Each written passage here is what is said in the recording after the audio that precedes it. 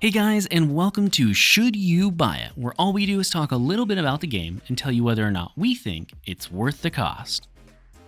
I got you with the battery. This one on next is pushing me. It's pushing me. Clearing second floor. Hang in there down there.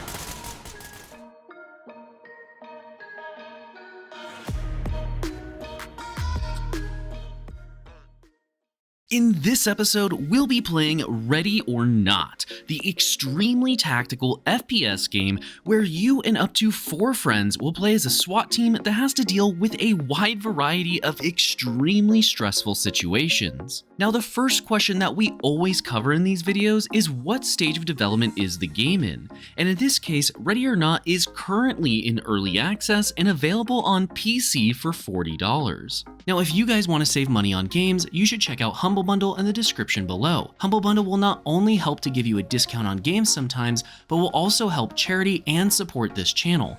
Everything you purchase on Humble Bundle will go towards helping a charity, helping our channel, and giving you some kind of a discount if there's a discount running on that game, which they have tons of discounts that Steam does not all the time. And again, if you want to save money, just check out Humble Bundle down below by clicking the link. Now, what exactly is Ready or Not? Well, Ready or Not is an extremely tactical SWAT-style game. The game even states that it is going for the most realism possible. This means that you'll have many different dangerous scenarios, as well as many different ways to handle those dangerous scenarios. So let's start out by talking about the different scenarios that the game offers and the maps that you can play them on. At the time of recording this video, there are currently about a dozen maps for you to play on, and there are roughly 5 to up to 6 different scenarios for you to experience, with some of those having all 6 and some of those having as little as 1. These scenarios include things like bomb threats, barricaded suspects, and raids. So let's go ahead and break down one of the most played scenarios, which is barricaded suspects. The barricaded suspects scenario asks all the players or the player in their AI team to eliminate or arrest all suspects, secure all civilians, and find as much evidence as possible. This is the core series of mechanics that every mission type offers, with barricaded suspects being the most basic example of a scenario. Now, other mission types like bomb threat, for an example, have additional tasks for you to complete on top of all those ones we just previously mentioned. Using bomb threat just as the example here, you'll have to go in and disarm several different bombs within a set period of time. If you fail to do this, the bombs will explode and you will lose the round and have to restart. Keep in mind, you'll have to disarm those bombs while still dealing with those suspects, while still saving civilians, and while still looking for evidence, all with a time limit going on at the same time. Now, those 3 tasks of collecting evidence, taking out suspects, and saving civilians may seem simple, but with Ready or Not being a game striving for that sense of realism, you'll most likely find it much more difficult. You may encounter scenarios where you find a suspect who pretended to be a civilian that then pulls out a gun and shoots you. Oh, shoot. You may have a suspect who drops their weapon and pretends to surrender just to pull out a second weapon from their waistband behind them. Oh, behind you! He stays. Or maybe you just didn't check for tripwires before entering a room and you trigger an explosive trap. I'm gonna push in. Oh, It was a booby trap door. There will even be times that you find that civilians will try to attack you because they hate the police, they'll take photos of you instead of complying to orders, or they'll simply just run around thinking it's better than complying with anything the police had to say. Keep in mind, all of this is happening while trying to deal with extremely dangerous suspects who want you dead.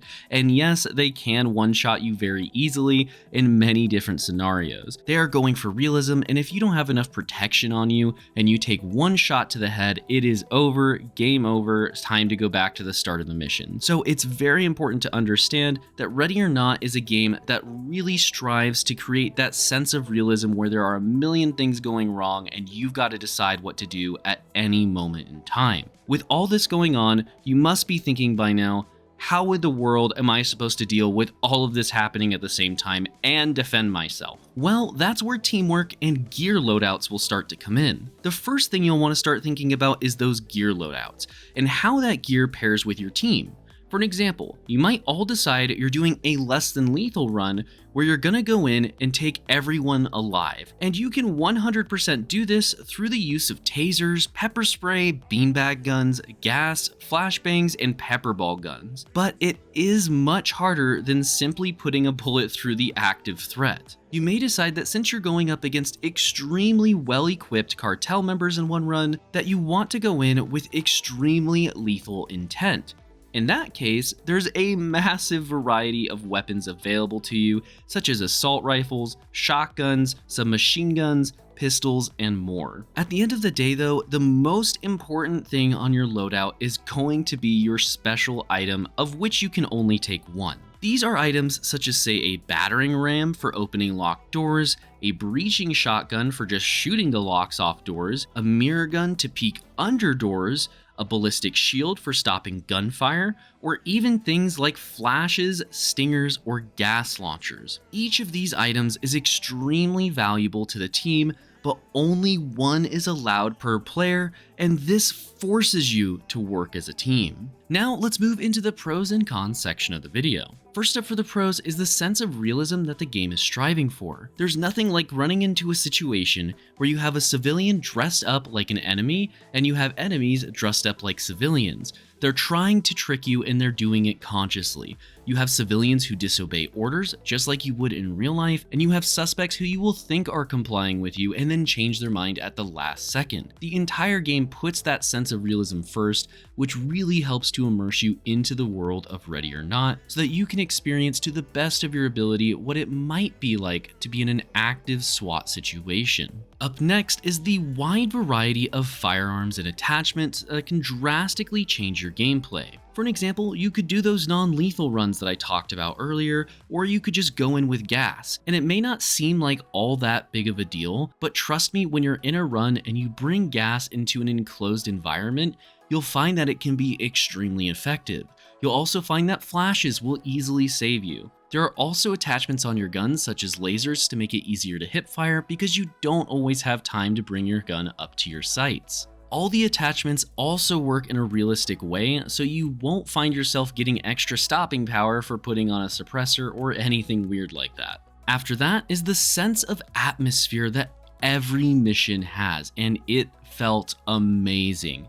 This part is really hard to describe to you without you playing it yourself, but just know that when you're in a crack house or something like that, and it's your job to clear out the place and keep as many people alive as possible, and you're coordinating with teammates and you're trying to work your way and figure out how to go into a door and calling out who's going to detain the suspect while who's going to watch the door and who's going to breach, all this going on while you're trying to make sure civilians are staying alive and you're not dying yourself, is just such a cool way to play a game. I mean, if you want an idea as to what I'm talking about, just listen to this audio happening between me and some other players in the middle of games. Behind. Got him. Tasing. One subdued. Willing to bet there's someone in here. Let's just ram it. Alright. Ramming in 3, 2, 1. Alright, flash over the top or whatever, stinger it, and then open the door. The door, I'll Sure, see. just open it. Okay.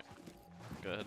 Our fourth pro is that the game is actually very slow paced, but things can explode in a second, creating extremely intense moments. The game kind of has this way of making you feel safe, making you feel calm. You're doing well, you're approaching a situation appropriately, everything's going right, and then suddenly someone bursts in the room and you're all dead behind the back door that nobody was watching. This is just what makes the game so tense. It feels calm at one moment and extremely crazy, like there's nothing you can do. There's just a million bullets flying, you don't know where they're coming from, you get blown up by a grenade. It's just so intense and fun to experience. There were even situations where you thought a civilian would be friendly and then suddenly they started trying to beat you, or they run away and run straight into the enemy and get blown to bits. And then you get penalized for it because you're the officer and it's your job to keep them safe. Alrighty, we've only got a couple more pros left, and this one is going to be that the game is just extremely fun with friends. This game has a lot of coordination, a lot of communication is required to do well and have a good experience with it. So I will say that when I played with friends or made friends online that I continued to play with over and over again, I had a much better time than I ever did trying to play solo with AI or just queuing into a totally random lobby. Now my last pro for you guys today is actually one that is debatable, and I'll let you decide if you feel this is a pro or not. And this pro is just the fact that there are mods available that can add new maps and some other things to the game. Do keep in mind that these mods are not available on the Steam Workshop or anything like that, so you'll have to go through third-party applications to get access to them. Yes, they're cool. I've heard that there's some things like, you can go raid Osama bin Laden's lair or whatever and go through that whole experience, but at the end of the day, if it's not on the Steam Workshop and it's not easily accessible and I have to go download a third-party app, I'm probably just not going to do it. That's just me personally, but if you're willing to do that, there might be a lot of extra content available to you. Now let's move on to the cons. And first up for the cons is the fact that the game has no difficulty options and sometimes can feel very easy. To be fair, every map has its own set difficulty in a way. Going into a crack house, they're not going to have AKs shooting at you. They're going to have knives and maybe a pistol versus going up against the cartel where everybody's got body armor, grenades, assault rifles, and they're coming at you with one bullet kill weapons. So it really depends on the situation, which is cool, but it would be nice to see some option where there's like a difficulty meter. Maybe you could go up to like difficulty 2 or a hard mode or an extreme mode where it just spawns in more AI, or it makes things more dangerous, sets more traps, anything like that. I think they really could add things like that. It would really increase the replayability value. Speaking of replayability value, that leads into our next con, which is the fact that there's just no progression system or campaign mode. I don't really know why. Maybe this is in development, so I could be wrong on this in the future, but at the moment there is no campaign. You just kind of select a mission, you select what type of scenario you want, and you go. That's it. There's no leveling up weapons. You have everything unlocked and available to you from the moment you log into the game. So it seems very strange to me that they don't really have any of that. It would be cool to even have like some skin system or something, just something to work towards. Hopefully they add that, but at the moment it's just not available. After that is that the solo player experience is pretty bad. And I mean this in two ways. Way number one is that the AI just doesn't feel good to play with. I don't know what it is, but when you're commanding your AI teammates to move around, they just don't seem like they're the smartest in the world. They get in your way a lot. Like, I don't know how to really fix this. I'm not a coder. I don't know how to fix AI, but it just doesn't feel good playing solo with AI on your team. They don't seem like they're really the smartest, but they'll still follow orders. Sometimes they'll just be annoying. It's weird. Either way, it's an issue that definitely needs to be worked on. And the other part of this is the fact that playing solo with randoms can feel absolutely awful. I've had multiple games where we're doing really well and then somebody gets upset for some reason and just mows us all down and we lose the mission. I've also had multiple games where people just don't communicate, run and go guns blazing, die, and then quit and are upset about it. It's not a fun experience really to play with randoms most of the time, but I will say that there were some times where I did meet some friends online and things were a little bit better.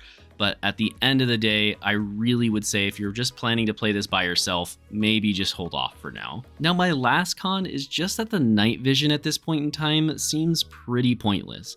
I think it would be really cool to have like a pitch black map where maybe you knock out the power and then have to clear a hotel or something, but we actually don't have any of that. So there is no really good situation for you to bring night vision goggles into the game when you could just bring a flashlight for that occasional dark corner if you really want to. And then bring like a ballistic mask or a flash proof mask or a gas mask instead, because you can only have one helmet option.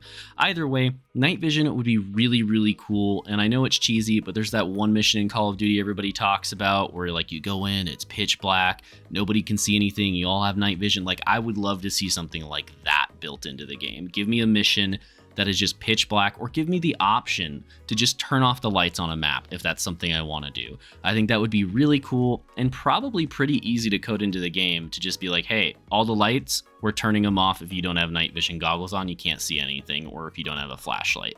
That would be an awesome map to experience. So now it's time for the rating for the game, and when we rate games, we want to get 1 hour of enjoyment out of every $1 that the game costs. So for this game in particular, in Ready or Not, we would want to get roughly 40 hours of enjoyment out of the $40 cost of the game. And after putting several hours into the game, we give it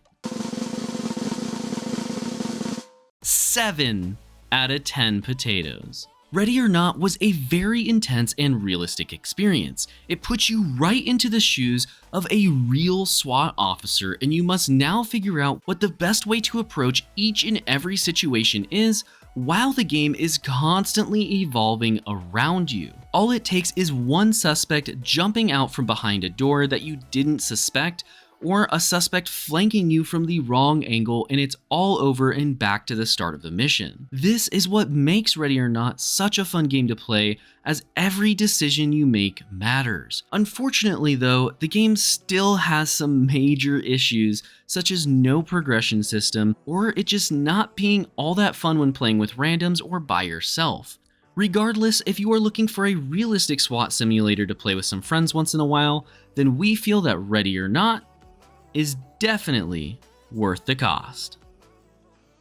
If you guys enjoyed this video, make sure to like and subscribe for more content just like this. We put out new videos constantly throughout the week. Thank you all so much for watching, and I want to give a big shout out to our Platinum and Above channel members, which include Jonathan S., Caustic FPV, and Jim Phillips. I'm Game Advisor, and I'll see you next time.